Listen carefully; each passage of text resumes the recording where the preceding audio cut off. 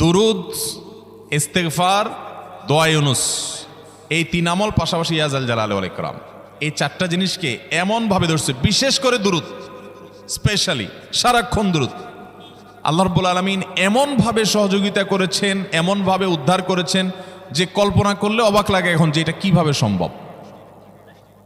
ভাইরা আমার, এক সাহাবী নবী করিম সাল্লাল্লাহু আলাইহি ওয়াসাল্লামের কাছে এসে বলছি, ইয়া রাসূলুল্লাহ, আমি যে দোয়া করি এই দোয়ার মধ্যে আমি নিজের জন্য করব, আমার ছেলে মেয়ের জন্য করব, অনেক কিছু করব, এটা সেটা, রিজিক চাইবো, সুস্থতা চাইবো, অনেক কিছুই তো আল্লাহর কাছে চাইবো। আপনি তো আল্লাহর রাসূল, আপনার জন্য দোয়া করলে আমাদেরই লাভ, একবার দোয়া করলে আল্লাহ 10 বার রহমত নাজিল করবেন, তো আপনার জন্য আমার দোয়ার ভিতরে কত পার্সেন্ট রাখবো?